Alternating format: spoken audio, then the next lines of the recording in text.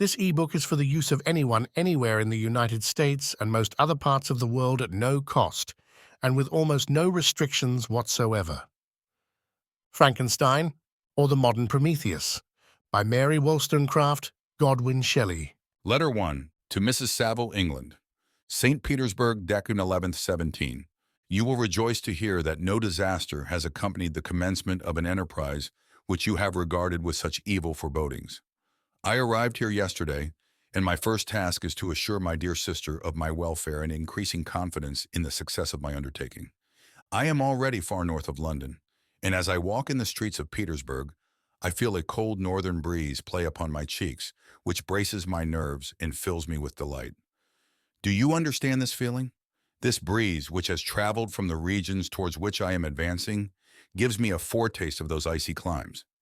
Inspirited by this wind of promise, my daydreams become more fervent and vivid. I try in vain to be persuaded that the pole is the seat of frost and desolation. It ever presents itself to my imagination as the region of beauty and delight. There, Margaret, the sun is forever visible, its broad disk just skirting the horizon and diffusing a perpetual splendor. There, for with your leave, my sister, I will put some trust in preceding navigators. Their snow and frost are banished, and sailing over a calm sea, we may be wafted to a land surpassing in wonders and in beauty every region hitherto discovered on the habitable globe. Its productions and features may be without example, as the phenomena of the heavenly bodies undoubtedly are in those undiscovered solitudes. What may not be expected in a country of eternal light? I may there discover the wondrous power which attracts the needle and may regulate 1,000 celestial observations that require only this voyage to render their seeming eccentricities consistent forever.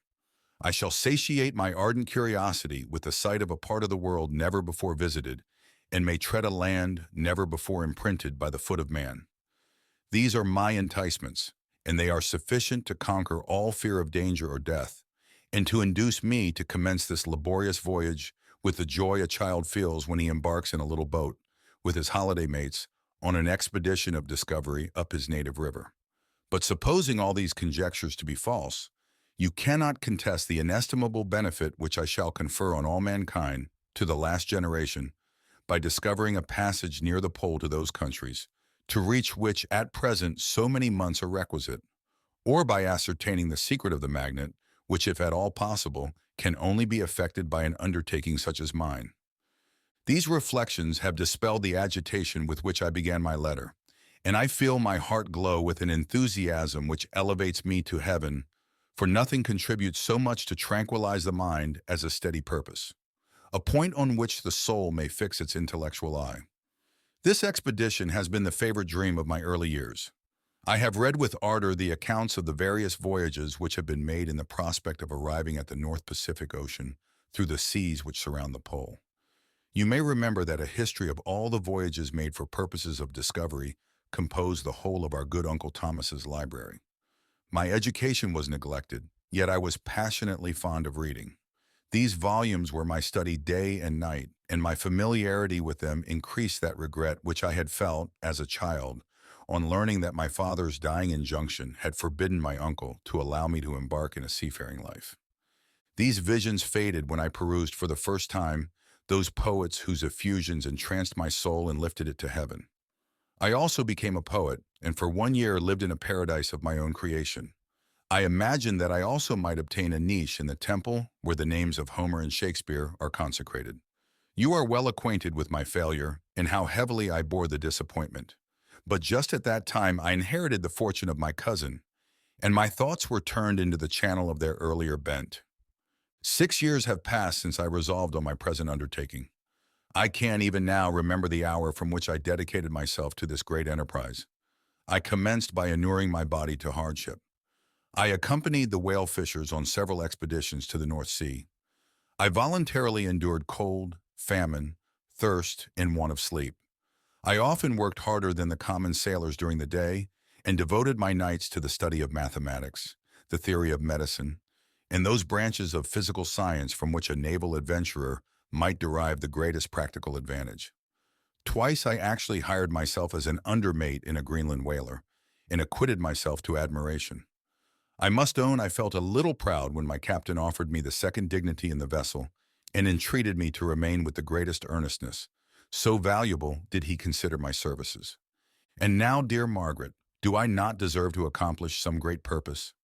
My life might have been passed in ease and luxury, but I preferred glory to every enticement that wealth placed in my path. Oh, that some encouraging voice would answer in the affirmative. My courage and my resolution is firm, but my hopes fluctuate and my spirits are often depressed. I am about to proceed on a long and difficult voyage, the emergencies of which will demand all my fortitude. I am required not only to raise the spirits of others, but sometimes to sustain my own when theirs are failing. This is the most favorable period for traveling in Russia. They fly quickly over the snow in their sledges.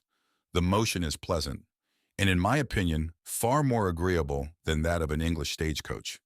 The cold is not excessive if you are wrapped in furs, a dress which I have already adopted, for there is a great difference between walking the deck and remaining seated motionless for hours, when no exercise prevents the blood from actually freezing in your veins.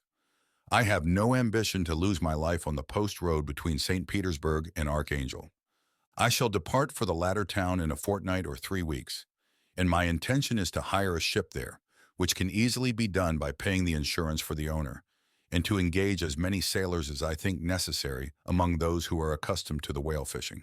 I do not intend to sail until the month of June, and when shall I return? Ah, dear sister, how can I answer this question?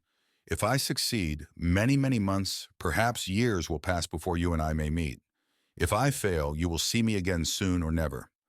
Farewell, my dear, excellent Margaret. Heaven shower down blessings on you and save me, that I may again and again testify my gratitude for all your love and kindness. Your affectionate brother, R. Walton. This ebook is for the use of anyone anywhere in the United States and most other parts of the world at no cost, and with almost no restrictions whatsoever. Frankenstein, or the Modern Prometheus, by Mary Wollstonecraft, Godwin Shelley. Letter 2, to Mrs. Saville, England. Archangel, 28th of March, 17. How slowly the time passes here, encompassed as I am by frost and snow. Yet a second step is taken towards my enterprise. I have hired a vessel and am occupied in collecting my sailors. Those whom I have already engaged appear to be men on whom I can depend and are certainly possessed of dauntless courage. But I have one want which I have never yet been able to satisfy, and the absence of the object of which I now feel is a most severe evil. I have no friend, Margaret. When I am glowing with the enthusiasm of success, there will be none to participate my joy. If I am assailed by disappointment, no one will endeavor to sustain me in dejection. I shall commit my thoughts to paper, it is true, but that is a poor medium for the communication of feeling. I desire the company of a man who could sympathize with me, whose eyes would reply to mine. You may deem me romantic, my dear sister, but I bitterly feel the want of a friend. I have no one near me, gentle yet courageous, possessed of a cultivated as well as of a capacious mind, whose tastes are like my own, to approve or amend my plans. How would such a friend repair the faults of your poor brother?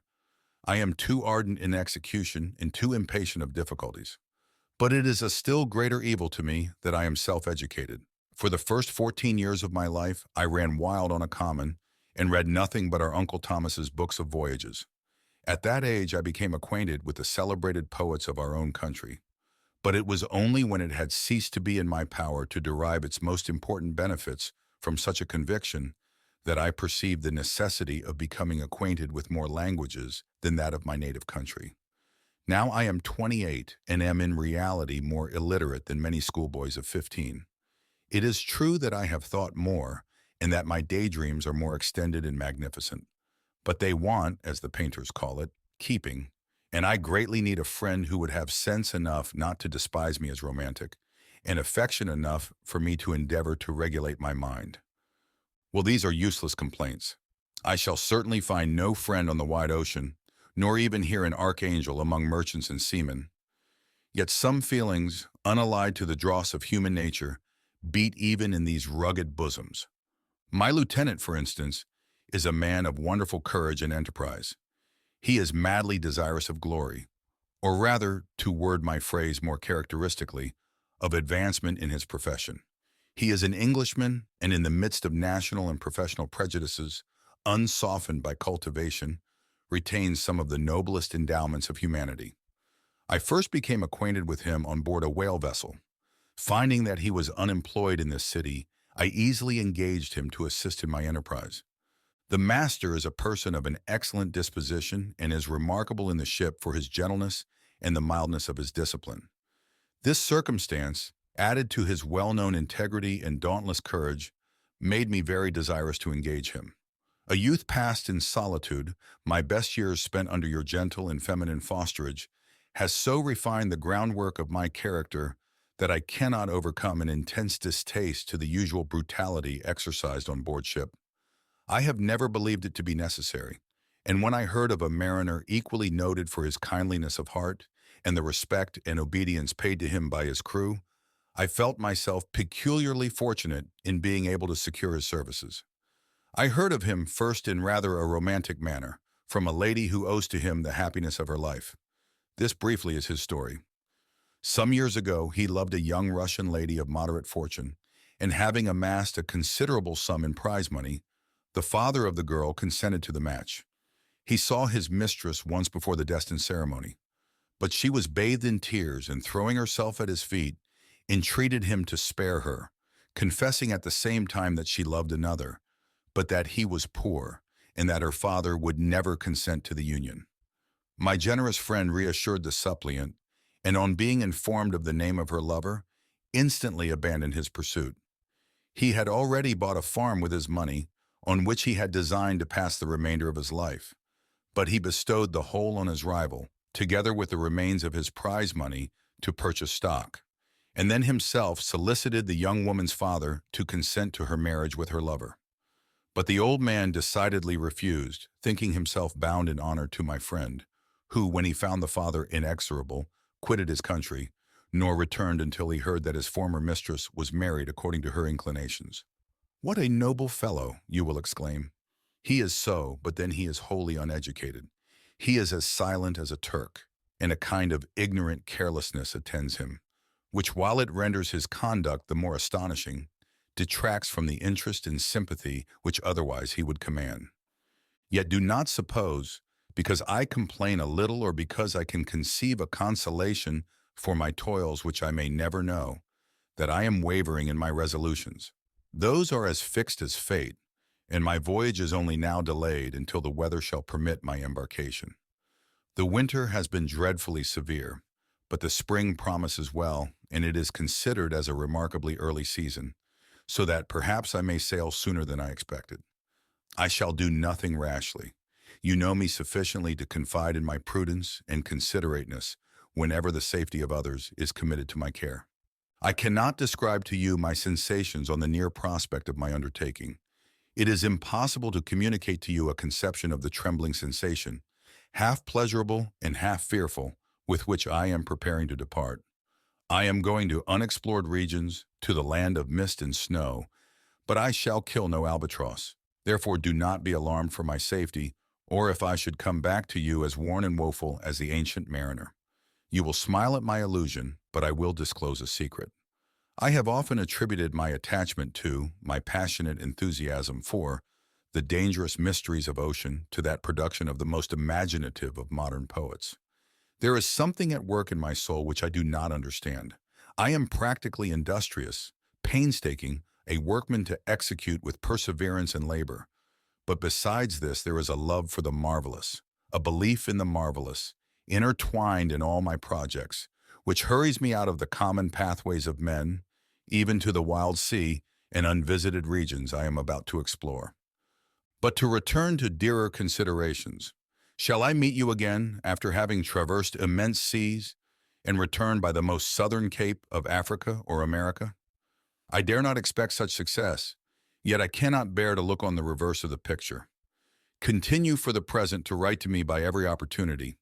I may receive your letters on some occasions when I need them most to support my spirits. I love you very tenderly. Remember me with affection, should you never hear from me again. Your affectionate brother, Robert Walton. Letter 3, to Mrs. Saville, England, July 7, 17. My dear sister, I write a few lines in haste to say that I am safe and well advanced on my voyage. This letter will reach England by a merchantman now on its homeward voyage from Archangel, more fortunate than I, who may not see my native land perhaps for many years. I am, however, in good spirits. My men are bold and apparently firm of purpose, nor do the floating sheets of ice that continually pass us, indicating the dangers of the region towards which we are advancing, appear to dismay them. We have already reached a very high latitude, but it is the height of summer, and although not so warm as in England, the southern gales, which blow us speedily towards those shores which I so ardently desire to attain, breathe a degree of renovating warmth which I had not expected. No incidents have hitherto befallen us that would make a figure in a letter. One or two stiff gales and the springing of a leak are accidents, which experienced navigators scarcely remember to record, and I shall be well content if nothing worse happen to us during our voyage. Adieu, my dear Margaret. Be assured that for my own sake, as well as yours, I will not rashly encounter danger. I will be cool, persevering, and prudent. But success shall crown my endeavors, wherefore not. Thus far I have gone, tracing a secure way over the pathless seas, the very stars themselves being witnesses and testimonies of my triumph. Why not still proceed over the untamed yet obedient element? What can stop the determined heart and resolved will of man? My swelling heart involuntarily pours itself out thus, but I must finish. Heaven bless my beloved sister, R.W. Letter 4. To Mrs. Saville, England, August 5th, 17. So strange an accident has happened to us that I cannot forbear recording it, although it is very probable that you will see me before these papers can come into your possession. Last Monday, July 31st, we were nearly surrounded by ice, which closed in the ship on all sides, scarcely leaving her the sea room in which she floated. Our situation was somewhat dangerous, especially as we were compassed round by a very thick fog.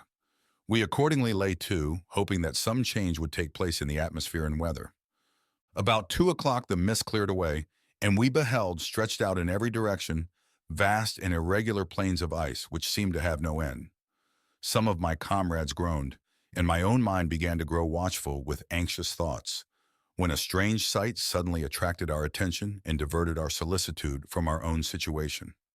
We perceived a low carriage, fixed on a sledge and drawn by dogs, pass on towards the north at the distance of half a mile. A being which had the shape of a man, but apparently of gigantic stature, sat in the sledge and guided the dogs. We watched the rapid progress of the traveler with our telescopes until he was lost among the distant inequalities of the ice. This appearance excited our unqualified wonder. We were, as we believed, many hundred miles from any land, but this apparition seemed to denote that it was not in reality so distant as we had supposed. Shut in, however, by ice, it was impossible to follow his track, which we had observed with the greatest attention. About 2 hours after this occurrence we heard the ground sea, and before night the ice broke and freed our ship. We, however, lay to until the morning, fearing to encounter in the dark those large loose masses which float about after the breaking up of the ice. I profited of this time to rest for a few hours. In the morning, however, as soon as it was light, I went upon deck and found all the sailors busy on one side of the vessel, apparently talking to someone in the sea. It was, in fact, a sledge, like that we had seen before, which had drifted towards us in the night on a large fragment of ice. Only one dog remained alive, but there was a human being within it whom the sailors were persuading to enter the vessel. He was not, as the other travelers seemed to be, a savage inhabitant of some undiscovered island, but a European. When I appeared on deck, the master said, "Here is our captain, and he will not allow you to perish on the open sea." On perceiving me, the stranger addressed me in English, although with a foreign accent. "Before I come on board your vessel," said he, "will you have the kindness to inform me whither you are bound?" You may conceive my astonishment on hearing such a question addressed to me from a man on the brink of destruction, and to whom I should have supposed that my vessel would have been a resource which he would not have exchanged for the most precious wealth the earth can afford. I replied, however, that we were on a voyage of discovery towards the northern pole. Upon hearing this, he appeared satisfied and consented to come on board. Good God! Margaret, if you had seen the man who thus capitulated for his safety, your surprise would have been boundless. His limbs were nearly frozen, and his body dreadfully emaciated by fatigue and suffering. I never saw a man in so wretched a condition. We attempted to carry him into the cabin, but as soon as he had quitted the fresh air, he fainted. We accordingly brought him back to the deck and restored him to animation by rubbing him with brandy and forcing him to swallow a small quantity. As soon as he showed signs of life, we wrapped him up in blankets and placed him near the chimney of the kitchen stove. By slow degrees, he recovered and ate a little soup, which restored him wonderfully. 2 days passed in this manner before he was able to speak, and I often feared that his sufferings had deprived him of understanding. When he had in some measure recovered, I removed him to my own cabin and attended on him as much as my duty would permit. I never saw a more interesting creature. His eyes have generally an expression of wildness and even madness, but there are moments when, if anyone performs an act of kindness towards him or does him any the most trifling service, his whole countenance is lighted up, as it were, with a beam of benevolence and sweetness that I never saw equaled. But he is generally melancholy and despairing, and sometimes he gnashes his teeth, as if impatient of the weight of woes that oppresses him. When my guest was a little recovered, I had great trouble to keep off the men who wished to ask him 1,000 questions, but I would not allow him to be tormented by their idle curiosity in a state of body and mind whose restoration evidently depended upon entire repose. Once, however, the lieutenant asked why he had come so far upon the ice in so strange a vehicle. His countenance instantly assumed an aspect of the deepest gloom, and he replied, "To seek one who fled from me." "And did the man whom you pursued travel in the same fashion?" "Yes." "Then I fancy we have seen him, for the day before we picked you up, we saw some dogs drawing a sledge with a man in it across the ice." This aroused the stranger's attention, and he asked a multitude of questions concerning the route which the demon, as he called him, had pursued. Soon after, when he was alone with me, he said, "I have, doubtless, excited your curiosity, as well as that of these good people. But you are too considerate to make inquiries." "Certainly. It would indeed be very impertinent and inhuman in me to trouble you with any inquisitiveness of mine. And yet you rescued me from a strange and perilous situation. You have benevolently restored me to life." Soon after this, he inquired if I thought that the breaking up of the ice had destroyed the other sledge. I replied that I could not answer with any degree of certainty, for the ice had not broken until near midnight, and the traveler might have arrived at a place of safety before that time. But of this I could not judge. From this time, a new spirit of life animated the decaying frame of the stranger. He manifested the greatest eagerness to be upon deck to watch for the sledge which had before appeared, but I have persuaded him to remain in the cabin, for he is far too weak to sustain the rawness of the atmosphere. I have promised that someone should watch for him and give him instant notice if any new object should appear in sight. Such is my journal of what relates to this strange occurrence up to the present day. The stranger has gradually improved in health, but is very silent and appears uneasy when anyone except myself enters his cabin. Yet his manners are so conciliating and gentle that the sailors are all interested in him, although they have had very little communication with him. For my own part, I begin to love him as a brother, and his constant and deep grief fills me with sympathy and compassion. He must have been a noble creature in his better days, being even now in wreck so attractive and amiable. I said in one of my letters, my dear Margaret, that I should find no friend on the wide ocean. Yet I have found a man who, before his spirit had been broken by misery, I should have been happy to have possessed as the brother of my heart. I shall continue my journal concerning the stranger at intervals, should I have any fresh incidents to record. August 13th, 17. My affection for my guest increases every day. He excites at once my admiration and my pity to an astonishing degree. How can I see so noble a creature destroyed by misery without feeling the most poignant grief? He is so gentle, yet so wise. His mind is so cultivated, and when he speaks, although his words are culled with the choicest art, yet they flow with rapidity and unparalleled eloquence. He is now much recovered from his illness and is continually on the deck, apparently watching for the sledge that preceded his own. Yet although unhappy, he is not so utterly occupied by his own misery, but that he interests himself deeply in the projects of others. He has frequently conversed with me on mine, which I have communicated to him without disguise. He entered attentively into all my arguments in favor of my eventual success and into every minute detail of the measures I had taken to secure it. I was easily led by the sympathy which he evinced to use the language of my heart, to give utterance to the burning ardor of my soul, and to say with all the fervor that warmed me, how gladly I would sacrifice my fortune, my existence, my every hope to the furtherance of my enterprise. One man's life or death were but a small price to pay for the acquirement of the knowledge which I sought, for the dominion I should acquire and transmit over the elemental foes of our race. As I spoke, a dark gloom spread over my listener's countenance. At first I perceived that he tried to suppress his emotion.